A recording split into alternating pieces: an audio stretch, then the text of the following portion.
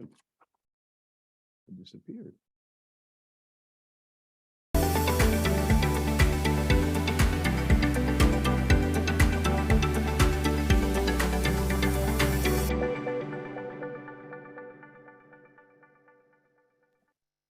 Good afternoon, everyone.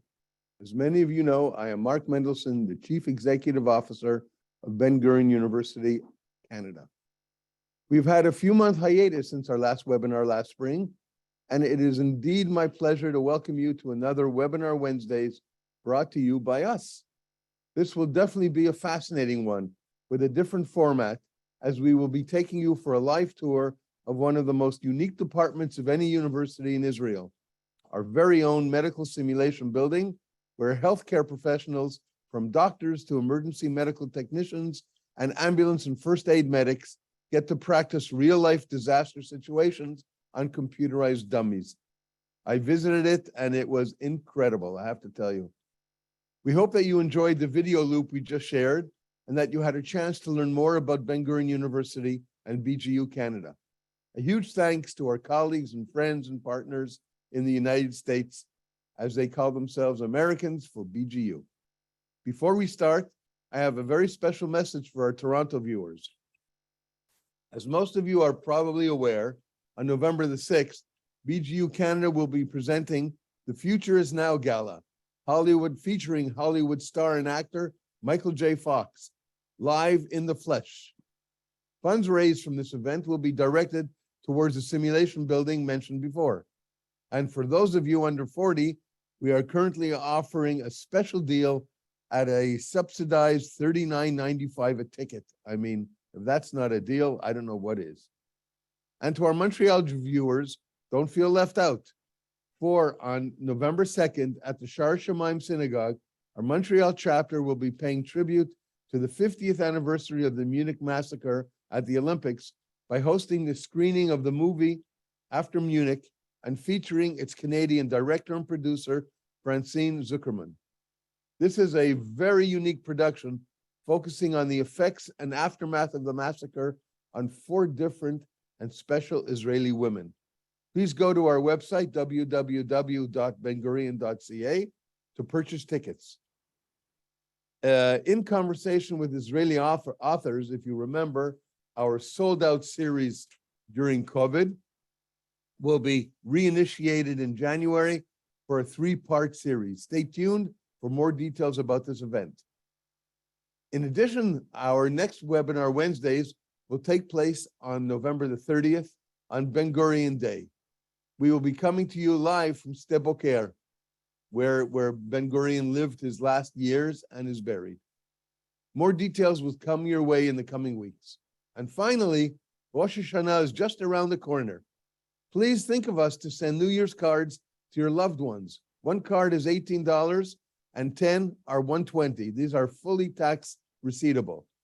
Proceeds from the cards are going towards the BGU Emergency Campaign Academia Assistance Scholarship Fund to help pay for tuition for refugees being brought from the Ukraine.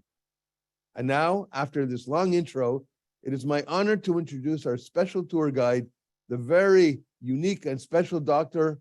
Oren Wacht. Oren is the academic director of the Medical Simulation Building at BGU, a graduate of a bachelor's and master's degree of health systems management,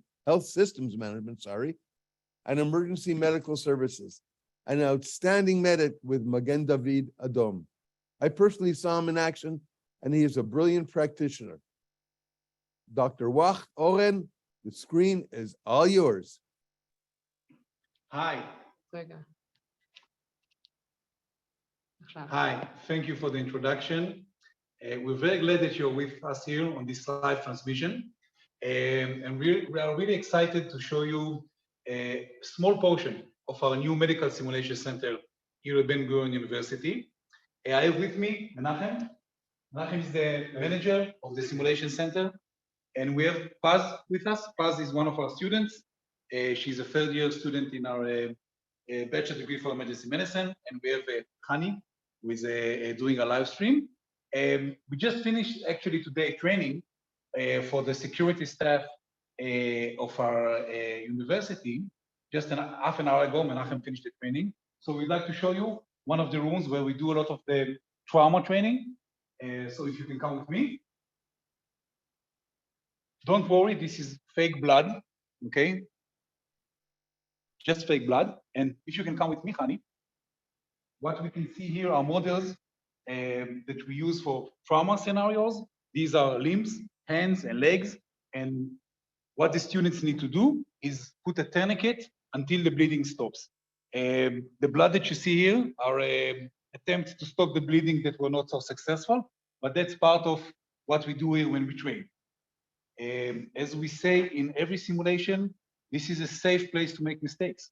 So while we'll be going through the simulation center, I'll explain a little bit what is medical simulation, why is it important to have a safe place to train, and feel free to make mistakes.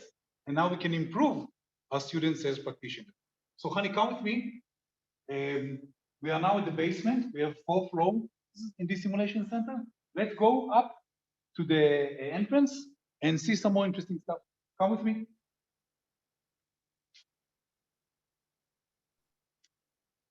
And just while Oren is making his way up to the next floor for the next demonstration, there may be, a chop in the connection.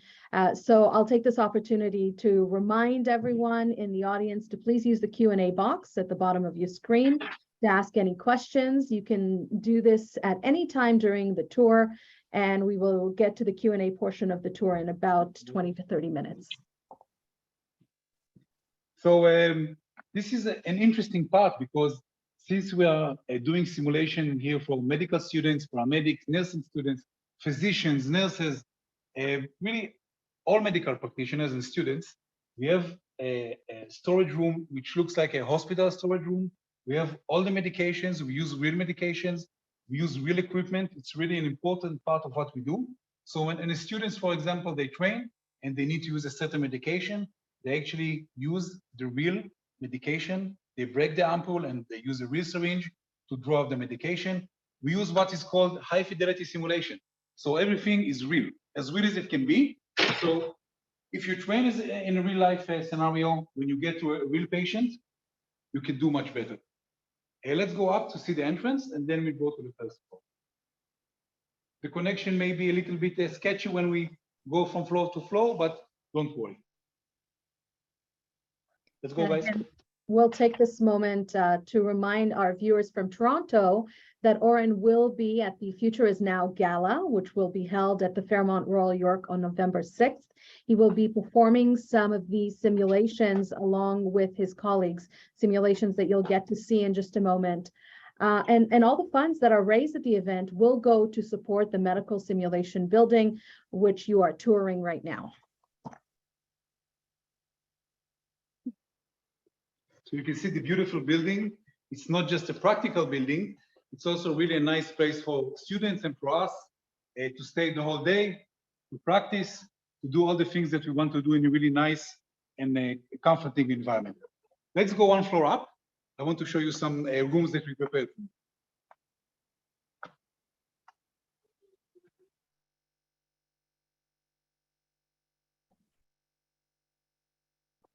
And you'll notice that the connection might have dropped. It'll come back again shortly once they make it up to the next floor.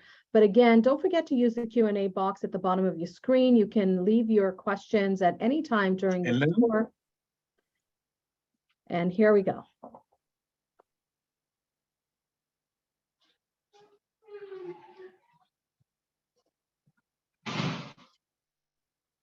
We have the cafeteria for the students.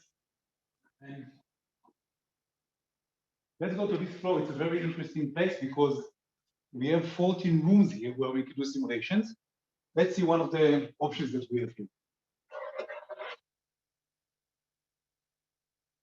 Nathan, do you want to open the room?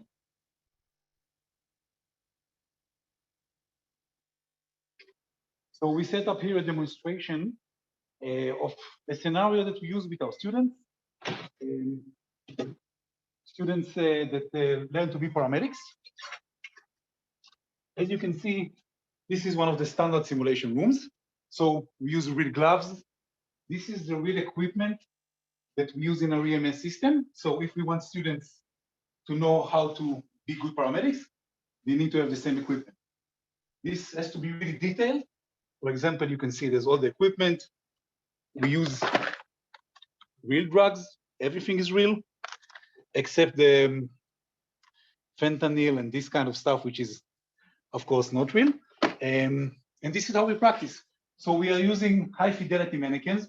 As you can see, this mannequin looks like a real person. It's actually kind of scary. And I'll simulate an instructor. So I'll be the instructor here, okay? And Menachem and Paz will be training. We are using a monitor defibrillator simulator.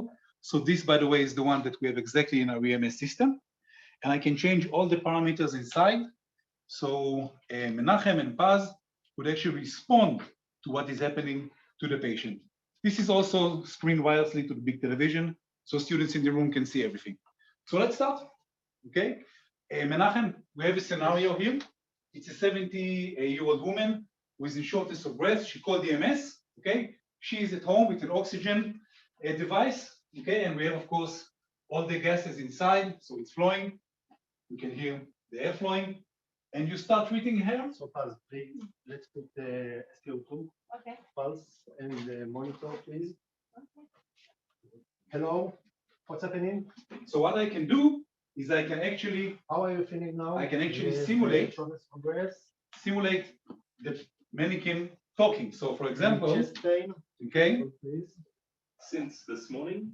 I have all these phrases and I can record phrases and the patient can be speaking, okay? I feel short of I breath, feel short of breath. okay? Okay, So we will help you. the sounds are coming from the mannequin and Menachem is connecting all the devices that we need. And you can look at the monitor, Hanish, you can put the monitor on. Oxygen mask. You can see all the vital signs. And, Paz, please put an IV line catheter. and for example, 18 volts, please. when we connect the oxygen, when the students connect the oxygen at a higher flow, we see the oxygen saturation rising according to the treatment. Okay, so it's changing according to what the students do. We have all the parameters here.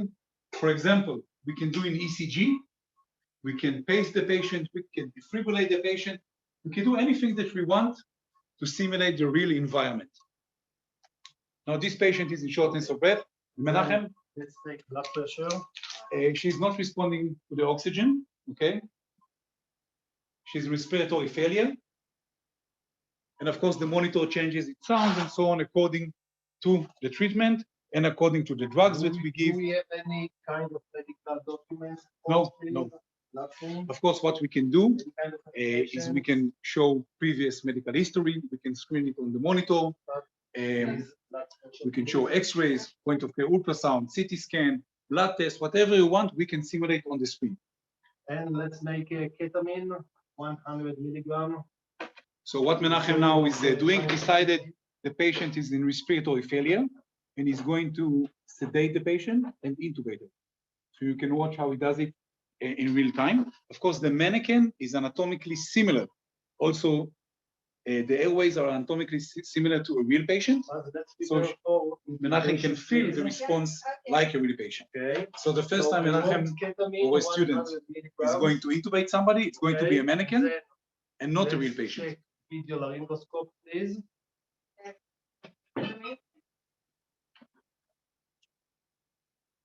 Okay, this is ketamine. Okay, 100 milligram. Okay, excellent. So we are using real drugs and we give drugs to the mannequin and the response to the sedation, this patient now is going We to are sleep. sedating you now. Okay, you won't feel anything. You are going to sleep. Okay, thank you. And now because the patient is in respiratory failure, Menachem is using What's the blood pressure, a please? BVM to ventilator and is going to insert a tube to her lungs, which is the best way to ventilate somebody. And then he can And please, transport her to the hospital. We have the hospital bed. We have an ambulance simulator here, so we can continue the scenario outside. So now you can see Menachem ventilating the patient. Did you respond? No response. She's completely No sedated. response. Okay, sedated, excellent. So what Menachem is using now is a video laryngoscope. Okay, this is used to see the trachea, the airways inside, and place the tube inside the right place. Because if in a real patient we place the tube in the stomach instead of the airways, it can be really, really dangerous. So that's why we're using in real life and also in simulation a video laryngoscope. When Menachem will do the video laryngoscope, you'll see the picture of the internal airways of the mannequin, and it looks exactly like a real patient. Hani, you can take a picture. After 2 or 5 minutes after the Yeah. ventilation. Yeah. Okay. If the saturation is 99. Okay. We are going to intubation. Okay. Ketamine 150 milligrams. Yeah. Okay. Now, Hani will show you. Hani, she can come this way. Okay. You can see what Menachem is doing. Menachem now is going to insert a tube into the patient airways. This tube is connected to the BVM, and this is the way. This is the advanced way we ventilate patients. You can see on the screen the airways. Okay. The airways of the mannequin, okay, are like airway of a real patient. These are the vocal cords. Okay, it's the same anatomy as a real patient. Guide. And after Menachem intubates the mannequin, the response, the physiological response, the monitor, everything is going to change. Okay. All the vital signs are going to be better since he did what is expected in such a scenario. Okay. Of course, if a student does this procedure or manages this case for the first, second, and third time on a mannequin, he can make any mistake he wants. The mannequin doesn't die. He can do mistakes with the medications he uses. He can do any mistake that he wants, or he can do really great. It doesn't matter. The moment we finish such an exercise, which is, by the way, videotape all the time, and the student can see all his performance at home or on his phone, he gets feedback, peer feedback, and also an instructor. So we do these drills in small groups with a really experienced instructor that can give feedback on the training. So after we do these hours of training, when the students encounter the patient for the first time, they have some really good experience in managing such a scenario. Of course, this is not only for students. We take care of physicians and paramedics, and we train them if we have new procedures, if we want them to experience things that are not seen on a daily basis, maybe more rare, but we want them to be proficient in them, they can train in this environment. Okay? Let's see another scenario, Menachem. Okay? So we have another room. The patient is doing great. She survived. Bravo. You sedated her and intubated her on time. So let's go to another room where we have prepared a little different scenario, a scenario that is more oriented towards an emergency room in a hospital. So what's the difference? I'll show you.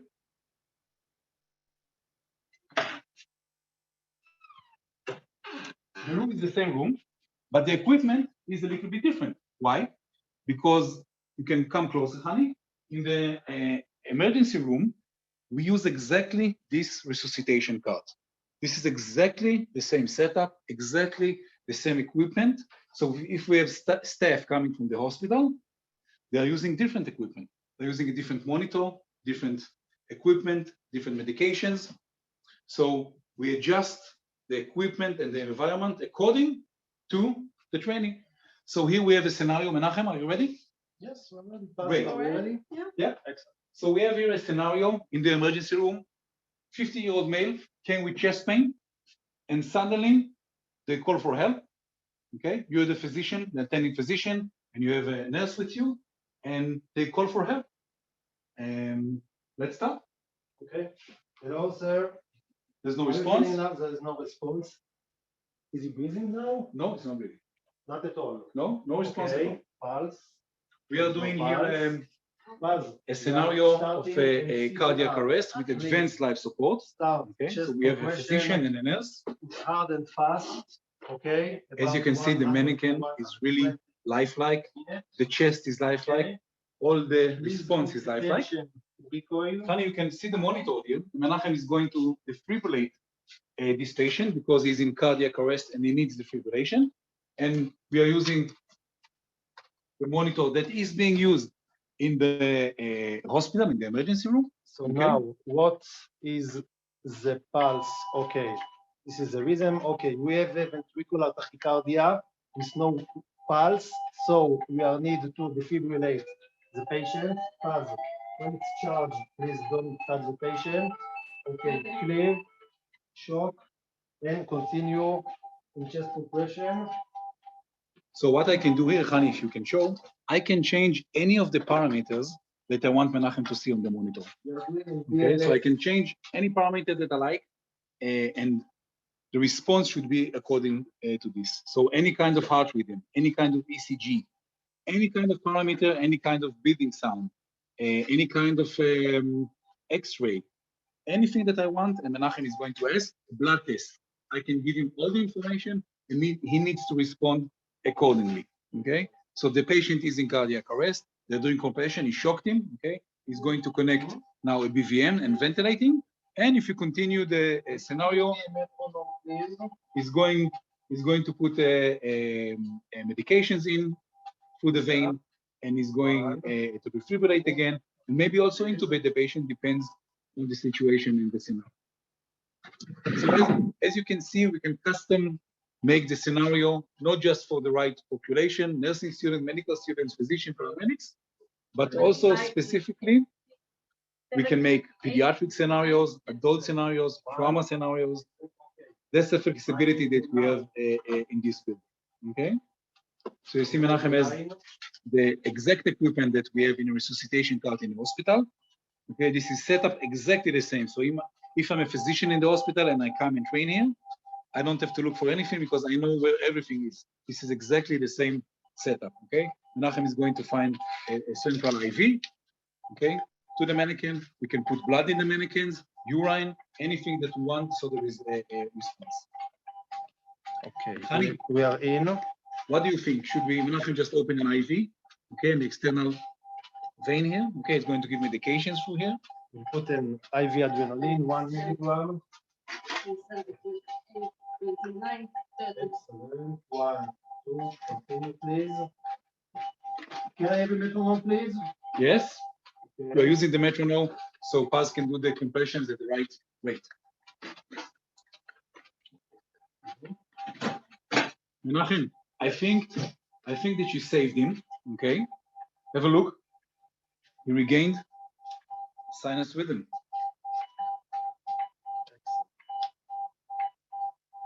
Okay, and now that you saved him, bravo. I want to show you something else. I want to show you a point of care ultrasound.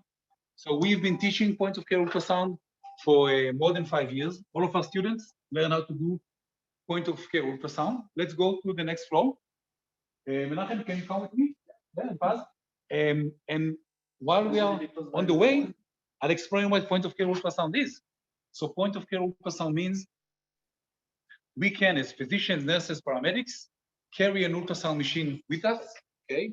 I, for example, carry a small ultrasound machine that connects to my phone, and it means that I can do an ultrasound to a patient on the spot, okay? But before that, I have a short surprise. I want to show you a room that was dedicated not long ago, and then we'll go to the point of care ultrasound room. So this is the part where we have classrooms. Of course, because everything is videoed, students can sit here and see their performance in simulation, and of course, they can also see live transmissions of other students doing a simulation. Hani, can you please go in and show the sign?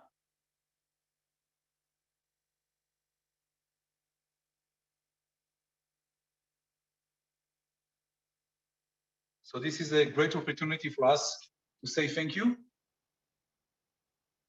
We've been using this room for the last 6 months since we opened to teach our medical students, our nursing students. So it's a great opportunity to say thank you for what you're doing for us.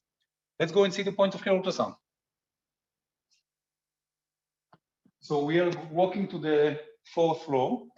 In the 4th floor, we have 6 rooms. They are set up like primary physician rooms, but we also do point of care ultrasound there. We also do interviews. We have medical actors. who are trained at acting like patients. We give them all the information, and then our students can learn how to communicate with patients. So, honey, don't give up. Last floor.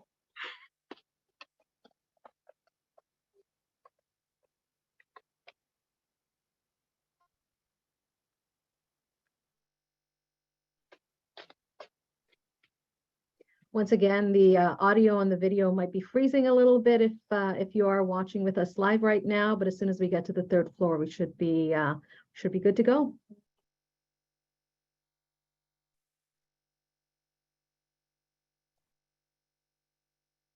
Perhaps I spoke too soon. We see that some questions have already been dropped into our Q&A box. And you dropped, Oren, just for your knowledge, your audio dropped on our end. So if you did say anything that you wanted to share, please repeat it.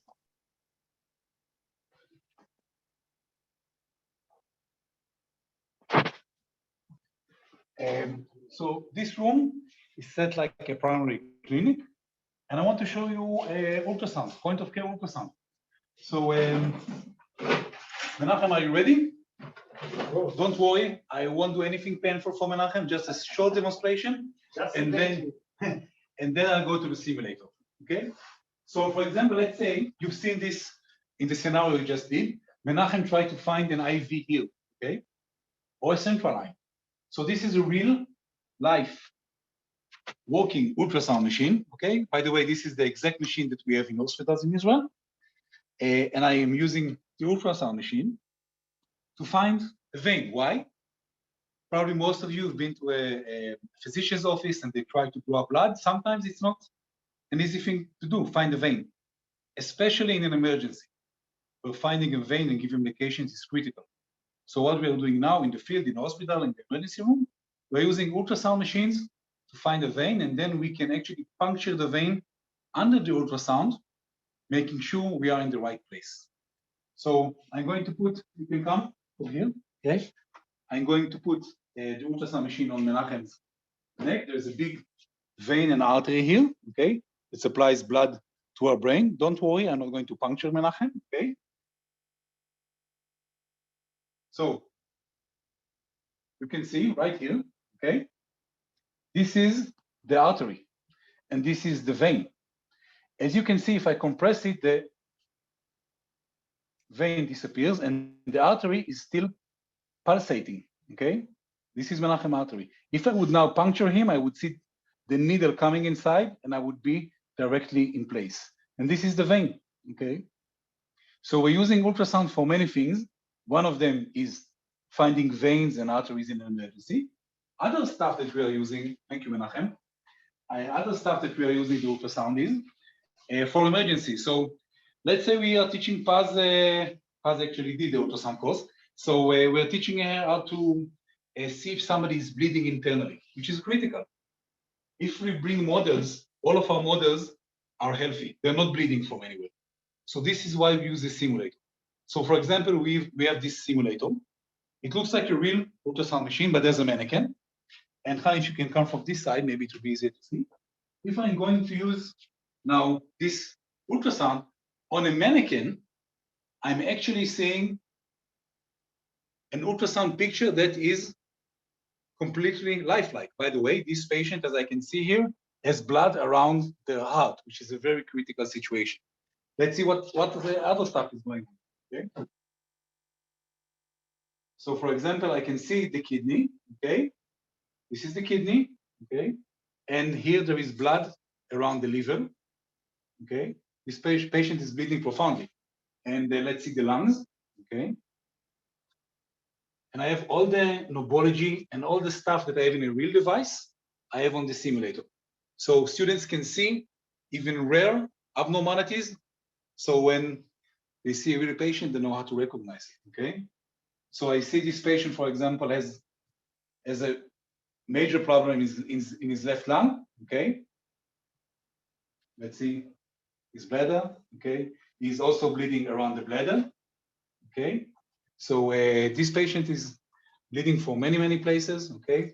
And what you can see in this simulator is very nice because it actually shows you what you're looking at on anatomically, okay? So this is an example why using a simulator has a lot of advantages, because we can't have students doing ultrasounds on real patients that have life-threatening injuries or diseases, and we can't make sure that every student sees these specific abnormalities. So if we take the students through our, for example, through this device, we can make sure that any student can see all these abnormalities and learn how to use them. So I think I should stop now, because I can keep talking on and on about our medical simulation center. And Galit, maybe we should take questions? Yeah, sounds good. Well, first of all, I want to say thanks, Oren, Menachem, Paz, and Hani. This was fascinating. It's funny because even our own group here in Canada, my colleagues, we share a WhatsApp, and there's been quite a few messages going through. One of them from Shimi basically saying it's like we're watching Grey's Anatomy. It's really fascinating. So thanks again. We've got quite a few questions already. A reminder to our audience that if you have any additional questions, please feel free to use the Q&A box. And I'll start with the very first question that's coming to us from the audience, from an anonymous attendee who asks, are you able to simulate panic from other people around the patient? For example, parents next to a child that has been hurt. So that's an excellent question, because it's a major part of what we want to do in training. So what we have been starting to use is, as I've said, medical actors, which are trained to be not just patients, but also family members. Because treating the family is a big part of what we believe is treating a patient. So definitely we also simulate, for example, when we have a resuscitation attempt, how to deal with the family, what to tell the family, and also how to bear bad news. This is part of the training. Yeah, absolutely. I'll bet, when I was going to say likely one of the toughest parts, but it all looks really tough and highly emotional. A question coming to us from Karen Hardoon. She says, impressive center of excellence in the field. She asks that, does the training apply for both military and civilian situations? So part of the training, especially the trauma, like you saw in the beginning of the training, is similar to what is done in the military. And all the trauma training is basically the same, putting tourniquets, giving certain drugs, stopping bleeding, ventilating patients. So certainly trauma is part of what we teach. And we've got a question here from Miriam Rowland. She asks, where on campus is the building located and how far from the hospital? Of course, just for those in the audience who might not know, you're located right beside Soroka, which is a medical hospital. And from what my understanding, some of the people at Soroka would actually, some of the professionals would train at the simulation building as well. Definitely. So already, first of all, Soroka is academically affiliated to Ben-Gurion University. We have 3 hospitals that are affiliated to Ben-Gurion University, and also the national EMS system. So we have a lot of cross-training, a lot of collaborations. So we have staff from Soroka teaching here, and we have staff from Soroka training here. So there's a really good collaboration, and just across the street. So it takes 2 minutes to come from the hospital to the simulation center and university, and vice versa. And in terms, another question from an anonymous attendee, they ask, will the simulation center also use virtual reality technology? Yes, so we're just now at the process of evaluating virtual reality and augmented reality. One is for teaching anatomy, which is now the best application for virtual reality. So students can see the whole human body and go into it and so on. And because we are in a university, a big part of what we do here is research. So we have now started research actually in 2 months about teaching CPR, not just in a traditional way, but also in virtual reality. So we are always trying to find the best ways to teach and also evaluate how good they are, because some technologies look really nice, but we don't really know if they are effective. So part of what we do here is actually examine how effective some of these technologies are and then apply them to our students. The building itself that you're in is fairly brand new, although obviously there's been training going on at the university for some time now. Tell us about when it opened, and as a follow-up to that, obviously there's the building, but there's also the equipment, which Yeah. this is not cheap equipment. You know, what kind of dollars are we looking at when it comes to the cost? So first of all, we've been doing simulation for the last 25 years here in Ben-Gurion University, but we moved to this brand new simulation center 6 months ago. It was in the planning for almost 10 years. Of course, there's 3 parts of what we do here. First of all is the building, which is an amazing tool for us as teachers and of course for our students. The second part is the equipment that we use. As you've seen, for example, this ultrasound machine is a real ultrasound machine that we use in hospitals, and we need many of them, and the ultrasound simulators, and all the equipment that we buy, unfortunately, is very expensive, and that's part of what we need to deal with. And also, you know, since technology is changing so much, some of the stuff that we buy changes in a few years, and we have to keep up because we want our students to be up to date on what's happening. And our students, by the way, are the most up to date in many, many fields, just because we train them with the best equipment. And of course, the third part is the instructors and the students. So the building, the equipment, and the instructors and the students together make us help us make the best as we can. But definitely, as being a public university, it's always a challenge for us to try and find the funds to try and be the best as we can. And some of this equipment, just to clarify for our audience, can cost anywhere in the tens of thousands or hundreds of thousands, right, of dollars. Just for an example, this simulator, the ultrasound simulator, which is being used here constantly, by the way, made in Israel, cost about $80,000. So the equipment is very expensive, like, by the way, any medical equipment. But again, when we buy something that, first of all, we tested it. Second thing, we know that it's going to be used on a regular basis. You won't see equipment here lying in rooms and not being used, because we try to you know, funnel our limited funds to the best equipment that we can buy.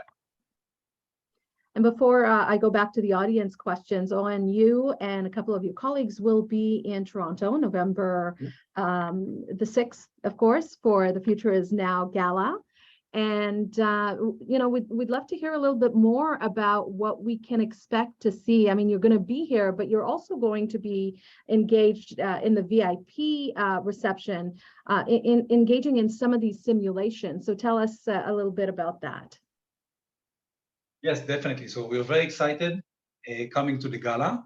Me and Menachem and another colleague of us, Yoni, we are going to do a hands-on demonstration. So this is not just going to be a PowerPoint presentation. We are going to bring equipment with us.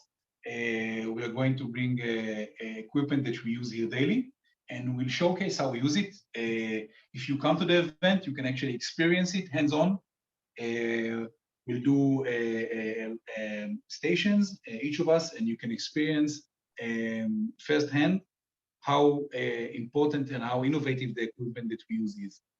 So I think it's going to be very interesting to see what you're seeing now through the Zoom camera, seeing it in real life, and of course, we'll be there explaining and answering any of your questions. Wonderful. That's great. And again, you just saw on the screen there, tickets, currently we've got a special offer for under 40 for $39.99. And, but we do have other tickets as well that are available for anyone who's interested in attending. We hope to see you November 6th. Okay, back to our questions. Frida Ariela Muskovich asks, if the simulated patient does not die after an error, how does the learner get immediate feedback and opportunity to correct? It's a great question. So luckily, the mannequins are dead already. But the way we see, for example, if a patient is alive, seeing if he's breathing, connecting a monitor, an ECG, this definitely changes. So for the student, the patient can be alive or dead, or critically injured or critically ill, but the mannequin itself stays forever or for many years. That's the advantages that we have. But for the students practicing, definitely a patient can die. As we've seen, for example, the CPR with Menachem and Paz did, this was a dead patient. Yes. how did they know he's dead? Because he was not breathing, there was no breathing sounds, and the monitor was showing what a dead person monitor is like. So that's the way we simulate not just death, but also any kind of emergency. And an anonymous attendee asks, are there simulators for surgeries? We are currently not using any simulator for surgeries. We are planning in the near future. We have one of the rooms here that was planned as a surgery room, and we are definitely going to do some surgeries there. There is a demand from Soroka and from other institutions. So definitely that's something that we're going to do probably in the next year or year and a half. And of course, you know, in terms of the university and your building being located in Israel, there are constant threats. A question here, will you offer special simulation training for terror attacks? Yes, we actually already do it for our students. They practice multi-casualty events. You've seen now at the beginning how we train even our security guards to stop bleeding and so on for a terror event. And we have paramedics from the National EMS system, from Magen David Adom, which is affiliated to us, coming and doing training here. And of course, a big part of it is treating trauma and terror events and multi-casualty events. We actually do every few months a drill together with Magen David Adom. They bring ambulances to the campus, together with the security staff of the campus. They will do a big drill together to see how we could deal with a terror attack here on campus. And you yourself are a paramedic as well. How important is it to have all of that experience when you're leading this kind of building? And tell us a little bit about your experience too. Well, first of all, I think you can ask Paz, who is going to be a paramedic in less than a month because he's just going to graduate. I surprised her, right? She's going to graduate our bachelor degree program for paramedics, and she trained here, at least for the last year since the building is open. I wish when I was a student that I had these tools, but they were not available then. But we can offer them now for our current students. So I think it's amazing. It's amazing not just for the students, maybe Paz can talk about it, but also for us, for me and Menachem. Both of us are active paramedics, but teaching with these tools is an amazing opportunity for us. It's something that is very unique. We appreciate it, and we feel that it can take what we do really to the next level. You know, bringing the best of what our students have. So if you want to, yeah, I'd love to hear from Paz actually.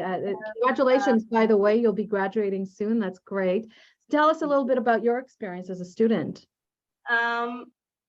It's an amazing experience because what I saw here and trained here, I can see it on field, and I saw that on field. So you can really train and not see it on the first time in the field.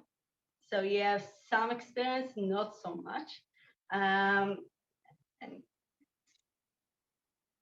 don't know, it's just help you to study more. Yeah. Wonderful. Yeah. Having that experience, I guess, in a simulated environment, I would think could help you because, like you said, it's not the first time that you're seeing an experience out in the field. You're seeing it in the simulated building. Very good. Thanks for that. I'll go back to you, Oren. Is the center the only one of its kind in Israel? So definitely, there's no university that has anything in this scale, or I'm proud to say with this quality of instructors and students. I'm biased, but I'm not surprised that this happened in Ben-Gurion University because we always innovate. I know this also as a student, and you know, having the vision to see a few years ahead, understanding what is happening in the medical field, and understanding what the needs are, I think is an amazing opportunity. And again, it's very unique for BGU having this way of thinking ahead and not be afraid to invest in something that is new. And I think the results talk for themselves. Mm-hmm. Karen Hardoon once again asks another great question. Who first conceived the idea of the medical simulation building? So we had a medical simulation rooms for many years. One of the former deans, Professor Sofer, had the vision to understand that we need to look forward and expand what we're doing. And he started this initiative. And of course, this is so many people are involved in such a huge project. Again, this is, I think, a part of the BGU spirit. People looking not just at the financial side or the logistical side, looking at the vision and trying to realize the vision. For the last 10 years, dozens of people were involved in materializing this wonderful building. A question from another anonymous attendee. Are you able to diagnose illnesses like cancer, for instance? So on the mannequins, it's not, the mannequin can't show cancer, but we do training, for example, a patient who arrives in the ER and they lost weight, and then, we start examining them and we do blood tests, and you can get all the blood tests that you want, and you get a CT scan and X-ray. So depends on specific what you're talking about, but definitely we can simulate almost any medical situation that we want with these tools. Okay, and a question here. I'm not sure that I can pronounce the name of this particular tool, but so maybe you can help me out. But it asks, in what situations would you use the handheld POCUS in preference to? Okay. Oh, okay, not that difficult. So the question is, in what situations would you use the handheld POCUS in preference to the larger device? So POCUS stands for point of care ultrasound. I can talk from my personal experience because I'm using the device for the last few years. So the advantages of having a small device is you can carry it on you. The large device can be in a hospital, in a ward, but even, by the way, in hospitals today, we use sometimes the mobile devices because they're just in your pocket and you can just immediately use them. So the advantage is you can use it anywhere. Of course, in the field, it's very easy to do because you don't have to carry a large machine and you can do the ultrasound immediately. In emergency medicine, that's what specifically I do. We can, like you've seen on the simulator, we can diagnose any kind of bleeding. We can find veins. We can see if somebody has shortness of breath. The ultrasound, by the way, is much more specific than the traditional X-ray that we do on the chest. So you can diagnose everything from COVID to pneumonia to cancer, to anything with the point of care ultrasound. The usage is almost unlimited, and the advantage of having the device in your pocket is you're just able to use it immediately when you need it. You don't have to bring a device from another room or from another floor, and of course, in an emergency, you can just use it immediately. So the combination of big devices in certain places and mobile devices in certain places is something that we teach our students. A question here from someone who says, as co-founder of Symbionics, I am happy to see you are using Symbionics simulators. Are you collaborating with other centers in Israel like MSR to build curriculum and collect metrics? So first of all, yes, we have a free Symbionic devices, the Ultrasound Mentor, which we're very happy with. So congratulations on having a very successful device. Yes, we are in collaboration with many other centers, and not just in Israel. We believe in sharing information of any kind, but we are just at the beginning. We opened 6 months ago, so we are building our collaborations and so on. But definitely, I think collaborating in Israel with Messer, with other universities, and of course internationally is one of the best ways for us to learn from other people's experience and improve ourselves and share our own experience. I've been to many simulation centers in the States, so I know how important learning from each other is in any field, but especially this very specific and unique field. Loretta Hellman asks, how unique is this center in Israel and also in other universities elsewhere, particularly in Canada, if you're familiar? Well, again, I'm bribed, so I'm not objective.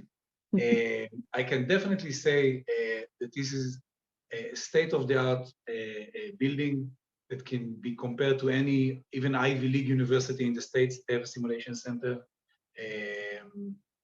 Again, it's not just the building and the equipment, it's also the staff that we have here, which is really, really dedicated to teaching. I think that the staff and the students are the basis of what we do. And I think in that way, we are very lucky because the people that we have gathered here, the people who are teaching here, the students are really engaged in what they're doing. So I think we can definitely compare ourselves to any major simulation center globally. And our executive director in Vancouver, David Burson, asks, what is the difference between the simulation center at BGU and at Sheba Hospital? Well, first of all, we cater mostly for students. So most of what we do is teaching students.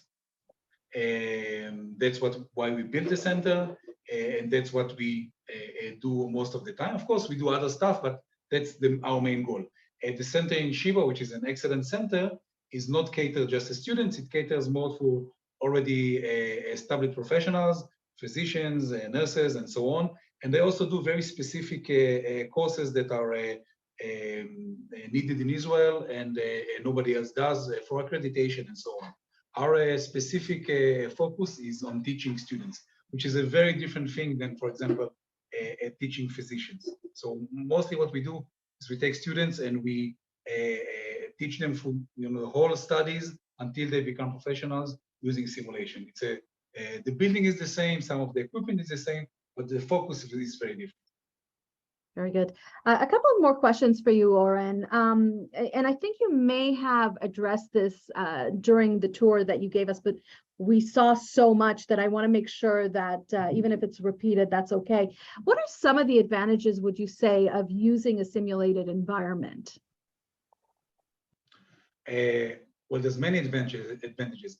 First of all, students can't be exposed in a clinical setting, whether it's a hospital, a clinic, or an ambulance. They can't be exposed to all the cases that we want them to learn because there's just not enough time. And for example, if I want a student to know how to treat a patient that has a bleeding around their heart, they should stay in the hospital maybe for some months until they can see it. And definitely, if I want them to treat a patient in a real life clinical setting, probably they won't be able to because the physician or the paramedic or the nurse there would treat this patient. So they can be exposed to any clinical setting that I want to heal, and they can do it again and again. So I can control what they are exposed to. I can expose them to really a unique or a dangerous situation, and they can then. And again, I think the most important part as a university for us teaching is this is a safe place to make mistakes.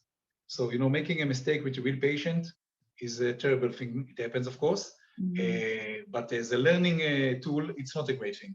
But doing a mistake in a simulated environment and learning what to do right and what not to do right, and being able to get feedback and peer feedback and an instructor that's with you the whole time really builds you as a professional. And again, when the tools are so great and technology changes, and we have, again, a tool like the Sibionics Ultrasound Mentor, which really gives us an opportunity to do things that were impossible a few years ago. So building a professional as a student here in using medical simulation is a great opportunity. Another advantage we have with simulation is our clinical fields, the place we have in hospitals, in ambulances, in clinics. We don't have enough room for students. There's just not enough room. So we can definitely exchange, and we are doing it, part of the clinical rotations in high quality simulations. So in this way, we would be able to expand our clinical setting and hopefully have more students. And this is one of our major goals, having more students in the faculty, but having great training and not compromising on their training. I'll wrap up with this question, Oren. How is the medical simulation building going to change the landscape in Israel? I think, first of all, having a medical simulation center that is based at universities is a very unique thing, because the way we look at things is further added value through how we can make professionals better, how can we train students better. So this is a unique point of view that we have as a simulation center. Already in the 6 months that we are here, we were approached by many bodies to have courses that were until now not available in Israel. We started doing them. Again, as a university, we are always excited to try new things and expand on the knowledge, and of course, do research on it. Tomorrow and on Friday, we have a course for physicians here doing point-of-care ultrasound. So, by the way, these are physicians coming from all over Israel to this simulation center. So I think we are starting to be recognized as a center of excellence, a place where people can come and truly advance themselves as professionals, not just students. And of course, I think as a university, having this simulation center in the faculty, hopefully will bring the best students, because I think for students, this is a major point if you want to study any healthcare profession, and you know you have such great facilities, it's definitely, I think, a positive point for us as a university. Wonderful. Thank you so much. We've got Mark Mendelson back on screen with us, and I'll hand it over to him. I don't know about you guys, but I was once again blown away. Oren, kol hakavod lecha and Tzevet and your team. You guys are rock stars, really, I have to say. And this isn't my first time being exposed to them and all of this incredible equipment. What a treasure it is for BGU as well as for all of Israel. Just as an aside, if anyone would like to support this center, either in a modest way or perhaps in a very special way, there are classrooms to dedicate, computerized dummies, as well as equipment to purchase. It's very interesting that Oren took us to a classroom with a dedication plaque. That was when I started at BGU in 2011. That was my first major six-figure donation I brought in the fall of 2011 from Winnipeg. All of you can have plaques as well. You just have to donate for something that is such an incredible cause. Speak with the original executive directors. What a wonderful way to honor or pay tribute to someone very special in your lives. A reminder also that we are active on social media, Facebook, Twitter, LinkedIn, and Instagram. And please visit our website, which is being redesigned and formatted at www.bengurion.ca. At this point, let me take the opportunity to thank our outstanding outgoing national president, Mitchell Olbaum, not only a friend of mine, but an outstanding leader who finishes his tenure as president on September 30th. And let me welcome the incoming national president, Jack Altman, who starts his tenure on October 1. And of course, Eric Vittel, the very best national treasurer in Canada, and past national president, Gary Fine. I would also like to thank my staff, all 8 of them. That's right, we are only 8. We are keen and small, keen and lean. We only have 8 people, but let me tell you, they work like they're 28. Executive Director Simon Ben Simon, Shimi Wenner, Zach Ostrov, David Burson, COO Sam Cordes, National Director of Marketing and Communications, Galit Solomon, new staff member Leonora Buskin, Events Officer, and Lily A., whose last name is very complicated to pronounce, assistant to our COO. May I wish you all, first of all, again, Rav Todot to Oren and his team, also Chani, who is the videographer, and Topaz. And may I wish you all a very healthy, happy, and COVID-free New Year. Shana Tova u'mituka, a sweet and wonderful year to all. Mark Mendelson says, Lehitraot from Côte Saint-Luc in Montreal.